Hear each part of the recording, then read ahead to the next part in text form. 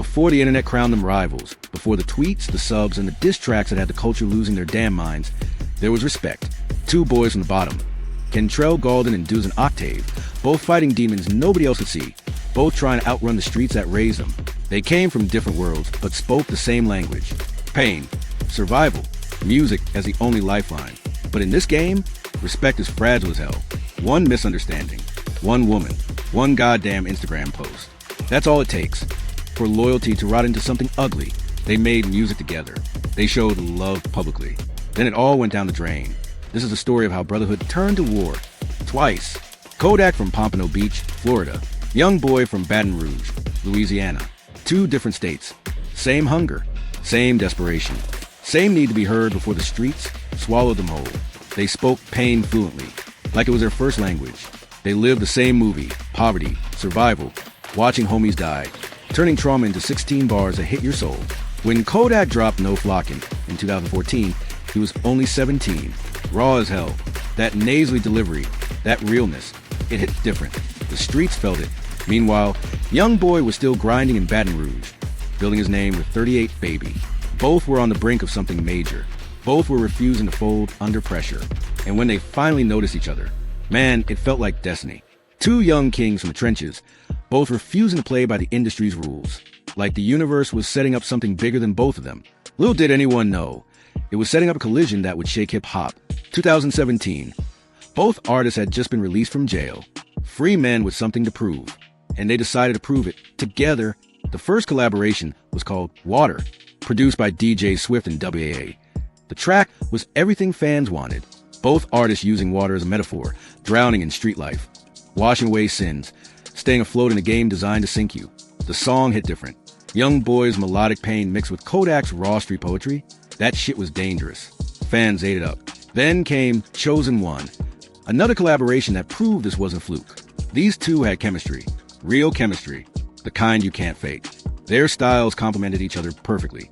Kodak brought that Florida grit, that unapologetic realness.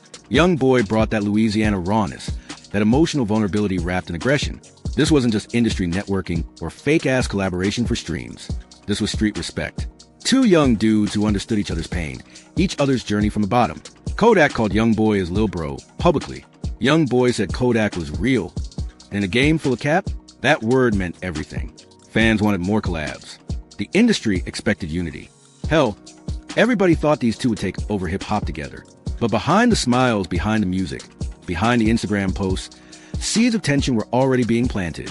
Seeds that would grow into something toxic. 2018, the year everything started going sideways. Quando Rondo, one of Youngboy's closest associates, was caught on video burning Kodak's Sniper Gang merchandise. Just straight up disrespecting his label's brand. Now, Youngboy didn't do it himself. But guilt by association? In hip-hop, that's all it takes. Kodak's crew fired back immediately. They burned Never Broke, again LLC shirts. Sniper Gang posted videos on social media that looked like straight-up threats toward Quando Rondo. The internet went crazy. Fans took sides. The beef that wasn't even between the two main artists started becoming their beef. Then 2019 happened, and shit got personal. NBA Youngboy was spotted with Dej, Kodak's ex-girlfriend. Now look, Kodak and Dej had already broken up. But in hip-hop, dating your homie's ex is still crossing a line, even if y'all weren't together anymore. The streets started talking. Social media started speculating. And Kodak was paying attention to all of it. November 2019. Kodak Black was sentenced to 46 months in federal prison on weapons charges. His career put on pause. His freedom taken. His future uncertain. A month later, December 2019, NBA Youngboy dropped a track. The title? Letter to Kodak. In the song, Youngboy addresses Kodak directly. He talks about missing him, about sending a kite, prison slang for a letter.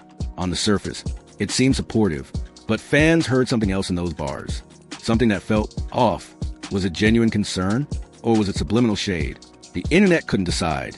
But one thing was clear, the relationship was changing, and not for the better. April 2020. The world was already crazy. Pandemic, lockdowns, uncertainty everywhere. And then this motherfucker added fuel to an already burning fire. Iana "Yeah" Mayweather, NBA Youngboy's girlfriend at the time, daughter of boxing legend Floyd Mayweather, was arrested for allegedly stabbing LaPatra Jacobs, the mother of one of Youngboy's children. The incident happened at Youngboy's home. Messy as hell. The kind of drama that makes headlines and ruins lives. And Kodak Black, watching all this unfold from behind bars, he decided to get involved. He publicly accused NBA Youngboy of cooperating with the police, of snitching. In street culture, that's the worst accusation you can make. That's questioning someone's entire character, their integrity, their street cred. Youngboy wasn't having it. He hopped on Instagram Live, visibly heated, and fired back at Kodak. He questioned why Kodak was watching him from a jail cell. He challenged the accusation directly, asking what the fuck he would even cooperate about. His own wife? The mother of his child? The gloves were off. The friendship? Dead. The respect? Gone. And the internet? The internet was here for all the chaos. They started taking shots at each other regularly. Kodak's camp made NBA Youngboy toilet paper, literally wiping their ass with his image. Youngboy kept dropping bars that felt aimed at Florida rappers. This wasn't music beef anymore. This was personal. This was pride. This was two alphas refusing to back down, and neither one was willing to be the bigger person. 2021 and 2022. The beef continued, but it evolved. Less social media, more music, and somehow that made it even more dangerous. Kodak dropped a track called Dirty K, and fans immediately connected the dots. The tone, the bars, the energy, it all felt directed at Youngboy. In the track, Kodak addresses attention but also hints at wanting peace. It's conflicted, like he's torn between his pride and his respect for what they once had. Fans dissected every line like it was a fucking treasure map. Comment sections became war zones. Team Kodak versus Team Youngboy. The culture was split. But here's what's interesting. Even in the beef, you could sense the history. These weren't just random rappers throwing shots. These were former brothers, former collaborators, two people who genuinely respected each other's artistry. Until they didn't. The #JibBetter campaign took over the internet. NBA Youngboy fans flooding every comment section, every post, every platform with that hashtag. And it drove Kodak crazy. He spoke about it publicly, how that *T bothered him more than the actual beef. Meanwhile, both were still winning.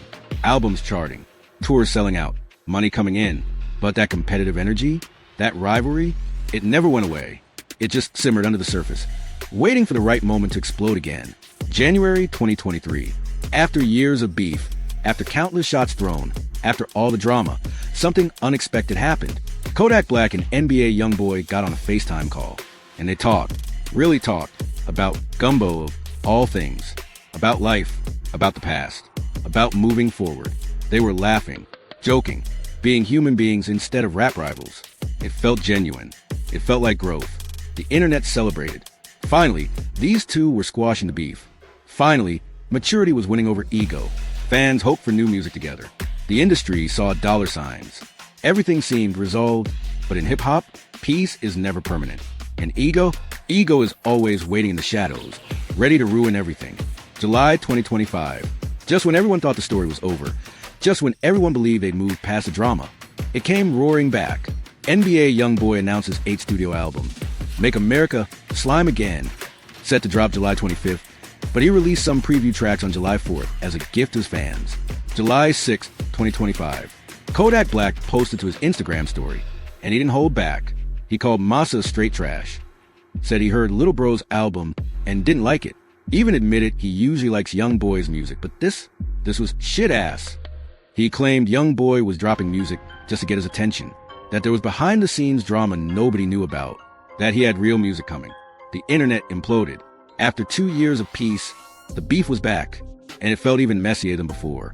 A few days later, NBA Youngboy was spotted in Paris. And guess who was with him? Mellow Rax, Kodak's ex-fiancée. Not just his ex-girlfriend, his ex-fiancée, the woman he was engaged to marry. Now, this wasn't the first time Youngboy linked up with one of Kodak's exes. Back in 2019, he dated Dej. But this felt different. This felt deliberate. This felt like a message. July 2025. Youngboy dropped a track called Guys Just Wanna Have Fun, sampling Cyndi Lauper's classic hit. And feature on the track, Mellow Rax herself. In the song, they harmonize together. The track is dominated by Youngboy's voice, but Mellow's presence is the point. She's there to send a message, to parade around with her ex's enemy. Mellow posted her Instagram story, thanking God and thanking NBA Youngboy, calling him the realest person she ever met. The album Massa was out, and she was promoting it like they were a team. Sources close to the situation claimed Kodak was hurt, that he felt disrespected, that this wasn't just about music anymore. This was personal betrayal. July 28, 2025. Kodak dropped a track called I Wish I Knew to Go Michigan. And the bars? They felt aimed directly at Youngboy and Mello. Fans analyzed every line, every reference, every metaphor. The consensus? Kodak was heartbroken and pissed off, not just about the music, but about the woman, about the loyalty he thought existed. July 29th, 2025, Mello Rax released her own diss track against Kodak called Poke the Bear. She fired shots at his jealousy, at his legal past, at everything. She even exposed screenshots of Kodak's producer sliding into her DMs years ago, calling her fire, saying in another life they'd have fun together. The same producer who is now publicly trashing her career. Even Jackboy, Kodak's former best friend, now also beefing with him, like Mello's diss track. The allies were shifting. The lines were being redrawn. So here we are in 2025. The beef that died in 2023 is alive again, stronger, messier, more personal than ever before. Kodak called DJ Khaled's name too, dissing him on a track simply for showing love to Youngboy's album. The paranoia, the hurt, the ego, it's all spilling out. Youngboy announced the Make America Slime Again tour, 45 cities, starting September 1st. His first headlining tour since 2020. He's moving forward, unfazed, like the drama doesn't touch him. Two artists at the top of their game. Both have been pardoned by President Trump for federal crimes. Both have massive fan bases. Both have the talent to change hip-hop forever. But instead of building together, they're tearing each other down. Again. So what's the lesson here? What's the moral of this fucked up story? Kodak Black, the poet of pain. The artist who turns trauma into art with a delivery that pierces your soul. The one who refuses to conform, even when it costs him everything. NBA Youngboy, the rebel who refuses to fold. The voice of a generation that feels unheard, misunderstood, and ready to burn the world down before they bow. They made beautiful music together. Water, Chosen One. Tracks that showcase what was possible when two forces of nature aligned. But ego is a motherfucker. Pride is poison. And in hip-hop, loyalty is always tested. Maybe it's about the women, Dej, Mello Rax, the exes who became pawns in a larger game of chess. Or maybe the women were just symptoms of a deeper problem. Maybe it's about the streets they came from, the trauma they carry, the pressure of being young, black, talented, and constantly under surveillance by police, the media, and each other. Maybe it's about us, the fans who fuel these beefs, who demand drama, who turn human pain into entertainment and stream counts. Or maybe, just maybe, they're too similar, two sides of the same mirror, both from the bottom, both fighting demons, both refusing to show weakness in a world that preys on vulnerability. And mirrors? Mirrors always break the same way. From Brotherhood in 2017, to war in 2020, to peace in 2023, and back to war in 2025. The cycle continues. The story isn't over. And knowing these two, it probably never will be. No winners, no losers, just two incredibly talented artists who could have been legends together, but chose to be rivals instead. All right. If you made it through this entire emotional roller coaster, and you still haven't hit that subscribe button, what the actual fuck are you doing? Drop a like if this story had you in your feelings. If you gasped when we got to the Mello Rax part. If you remembered water and got nostalgic for what could have been, like the video. And comment below, whose side are you on? Team Kodak or Team Youngboy? Are they both wrong? Is Mello Rax messy or just living her life? Let that shit out in the comments. We want to see the chaos. We want to see all debate. That's what this is all about. Turn on notifications, that little bell, so you don't miss when we drop the next deep dive. Because, we got more stories coming. More drama. More hip-hop mysteries that'll blow your fucking mind.